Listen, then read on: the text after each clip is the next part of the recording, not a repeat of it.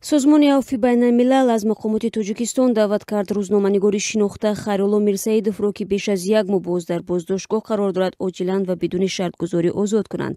Мирсаидов зиндони сиёсӣ аст ки танҳо ба хотири таҷриба кардани ҳуқуқу озодиҳояш муҷозот мешавад.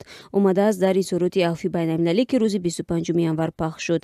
Хайрулло Мирсаидов хабарнигори пешини оҷонсии Азия плюс ва Дойче Веле солҳои ахир раҳбари КВН маҳфили ҳозирҷавобони тоҷик буд ки дар саҳнаи Русия ҳунарнамоӣ мекард. Мушкили Мирсаидов дар ҳоле оғоз шуд ки ӯ як мавриди ришватталабии мансабдореро ба хабарнигорон ошкор кард. Ӯ гуфта буд ин мақомдор дар ивази иҷозаи пешбурди тарҳи КВН аз ӯ $1000 талаб кард. Хайрулло Мирсаидов рӯзи 5 декабри соли гузашта барои суҳбат ба бинои достонии вилояти Суғ даъват шуд ва ӯро аз он ҷо ба боздоштгоҳ интиқол доданд. Мақомот ӯро рӯзи 8 декабр ба нақзи 4 банди кодекси ҷиноии Тоҷикистон аз ҷумла аз они худкунӣ ё исрофкорӣ, барангехтани кинаву адовати миллӣ, нажодӣ, маҳалгароӣ ва ё динӣ, сохтакорӣ, тайёр кардан ё ба соҳибияти каси дигар додани ҳуҷҷат, мукофоти давлатӣ, штамп, муҳр ва бланкҳои қалбакӣ ва дидаву дониста расондани хабари бар дурӯғ муттаҳам карданд. Падари Мирсаидов дар суҳбат бо радиоозодӣ гуфт ки писараш тамоми иттиҳомотро рад мекунад.